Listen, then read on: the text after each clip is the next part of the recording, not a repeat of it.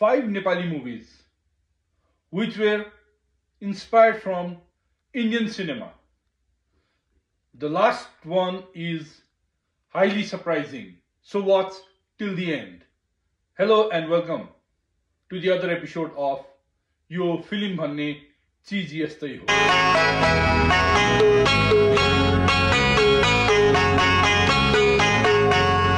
भनिन्छ भारतमा फिल्म ब्रिटेनबाट आएको थियो, तर नेपालमा चाहिँ ट्रेनबाट आएको थियो। विश्वास लागेन? यदि लागेन भने कृपया मेरो यस च्यानलको पहिलो एपिसोड, जसमा मैले पहिलो नेपाली चलचित्र आमाको बारेमा रिभ्यू गरेको छु, त्यो हेर्नु होला। अवश्य लाग्नेछ। र साथै त्यस च्यानललाई लाइक, शेयर र सब्स्क्राइब गरिदिन पनि नबिर्सनु होला। Okay, let's come back to the point. भारतमा फिल्म ब्रिटेनबाट आएको थियो भने नेपालमा फिल्म ट्रेनबाट आएको थियो। भन्नुको तात्पर्य के हो भन्दाखेरि जुन बेला भारतमा चलचित्र निर्माणको सुरुवात भएको थियो, त्यतिखेर भारतमा ब्रिटिसहरूले शासन गर्ने गर्दथे। ब्रिटिसहरू आफ्नो इन्टरटेनमेन्टको लागि विभिन्न मुलुकहरूबाट फिल्महरू मगाएर हेर्ने गर्दथे। साथै उनीहरूमा एउटा राम्रो बानी के थियो भने उनीहरू पढ्नमा पनि रुचि राख्दथे। त्यसैले विभिन्न किसिमका नोभल्सहरू उनीहरूले पढ्ने गरेका थिए।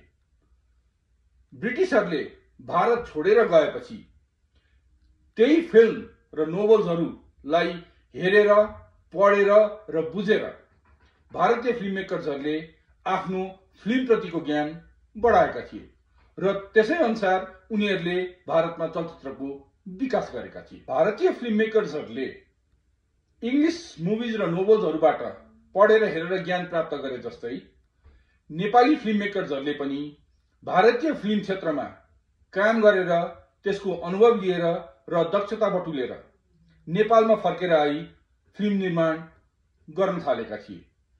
पहिलो नेपाली चलचित्र आमाका निर्देशक हिरासिंह खत्रीलाई पनि राजा महेन्द्रले भारतबाटै मगाएका थिए, किनभने उनले भारतीय सिने क्षेत्रमा कार्य गरेर एउटा दक्षता हासिल गरेका थिए।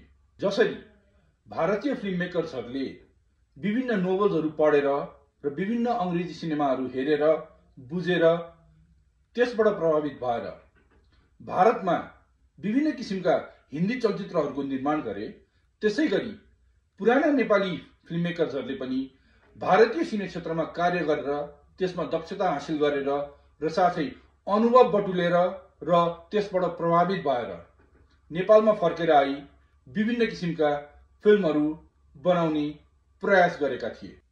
कुनै पनि फिल्म या स्टोरीबाट इन्स्पायर भएर अर्को फिल्म बनाउनु नराम्रो कुरो होइन, but there should be some creativity on it. अर्थात् केही न केही नयाँपन अवश्य चाहिन्छ।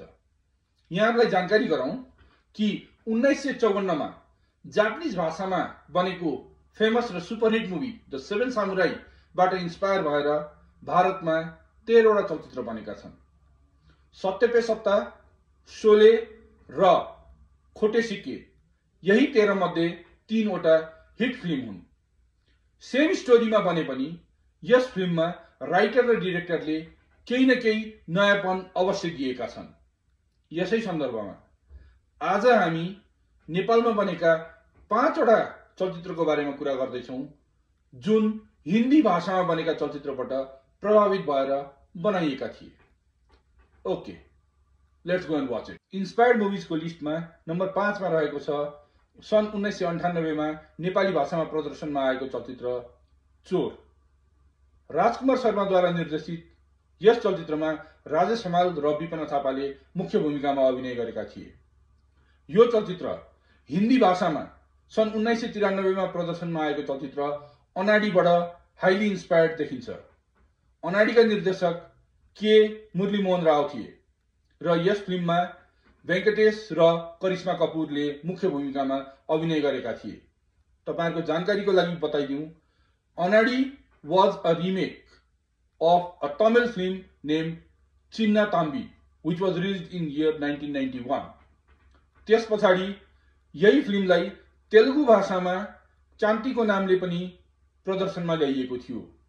चोर यो फिल्मको तेस्रो रिमेक हो। इंस्पायर्ड मुभिजको लिस्टमा नम्बर 4 मा रहेको छ नेपाली भाषामा प्रदर्शनमा आएको नेपाली कथानक चलचित्र कसम। सन् 1992 मा प्रदर्शनमा आएको यस चलचित्रलाई दीपक रायमाझीले निर्देशन गरेका थिए र यस चलचित्रमा मुख्य भूमिकामा राजेश हमाल, कृष्टि मैनाली, बीना बुढाथोकी र श्रीकृष्ण श्रेष्ठले अभिनय गरेका छन्।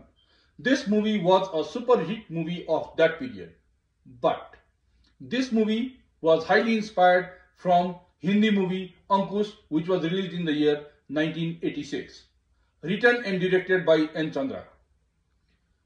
यस फिल्ममा नाना पाटेकर र निशा चौधरीले मुख्य भूमिकामा अभिनय गरेका छन्। And Ankush was also a hit movie of that period. पछि अंकुशलाई कन्नड भाषामा रावण राज्यका नामले पनि बनाइएको थियो र तत्पश्चात तमिल भाषामा पनि यसको रिमेक बनेको थियो। इंस्पायर्ड मुभिजको लिस्टमा नम्बर 3 मा रहेको छ नेपाली कथानक चलचित्र गरिब।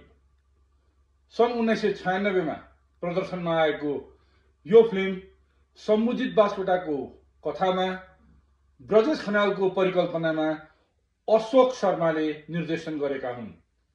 यस फिल्ममा अशोक शर्मा स्वयं, विपना थापा, सारंगा श्रेष्ठ, श्रीकृष्ण श्रेष्ठ र सुनिल थापाले मुख्य भूमिका निर्वाह गरेका छन्। यो निकै नै सफल चलचित्र थियो। तर यो फिल्म 1975 मा हिन्दी भाषामा बनेको कल्ट क्लासिक मुभी दीवारबाट इंस्पायर्ड भएर बनेको हो। दीवार फिल्मका लेखक सलीम जावेद हुन् भने त्यसलाई यश चोपड़ाले निर्देशन गरेका थिए। दीवारमा मुख्य भूमिकामा अमिताभ बच्चन, नीतू सिंह, शशि कपूर र निरूपा रोयले अभिनय गरेका छन्। दीवार is a story of two brothers, one who goes to the criminal side and whereas the other becomes the police inspector. चलचित्र गरिबमा पनि त्यही स्टोरीलाई भिन्न ढंगले देखाइएको छ। दीवार has been a cult classic in Indian film industry. दीवारको सफलता पछाडि दीवारको स्टोरीलाई लिएर धेरैवटा भाषामा चलचित्रहरू बनेका छन् र यसले हङकङ र ब्रिटेनमा पनि राम्रो प्रभाव छोड्न सफल भएको थियो। त्यसैगरी नम्बर 2 मा रहेको छ नेपाली कथानक चलचित्र नायक। सन् 1999 मा प्रदर्शनमा आएको चलचित्र नायकलाई मञ्जु कुमार श्रेष्ठले निर्देशन गरेका हुन्। यस फिल्ममा राजेश हमाल, करिश्मा मानन्दर, मनन्दा श्रेष्ठ र सुभद्रा अधिकारीले मुख्य भूमिका निर्वाह गरेका छन्। But this movie was inspired from Hindi movie Gardish, which was released in the year 1993. Gardish was directed by Priyadarshan and Jackie Shroff, Dimple Kapadia, Amrish Puri and Farida Jalal were on the lead roles. Smaran Ross, चलचित्र Gardish Malayalam movie किरीदमको remake हो। Last but not the list, inspired movies लिस्टको number 1 मा रहेको छ नेपाली चलचित्र इतिहासको all time blockbuster movie Kusume Rumal. सन् 1985 मा चलचित्र कुसुमे रुमाल प्रदर्शनमा आएको थियो। यस फिल्मको लेखन तथा निर्देशक तुलसी घिमिरेले गरेका हुन्।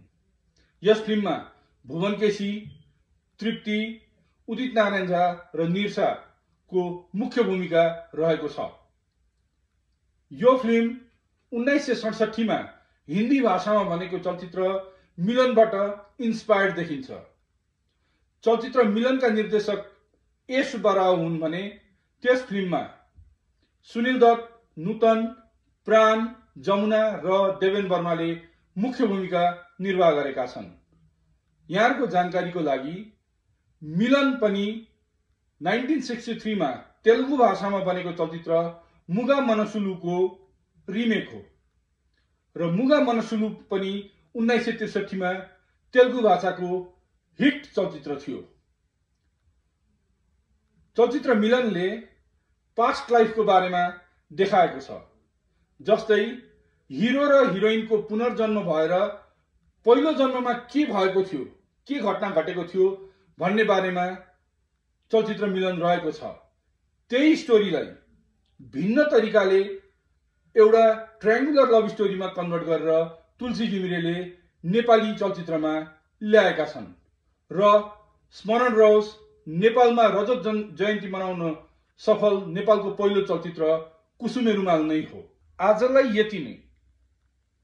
इन्स्पायर्ड सिनेमाको सिलसिला जारी नै रहनेछ। अर्को पटक कुनै नयाँ टपिकका साथ आउने नै छु। Credits for different movie clips that are kept in the video are given in the description. त्यतिन्जेलसम्मको लागि stay safe, have fun, and we shall be meeting again. Till then, goodbye and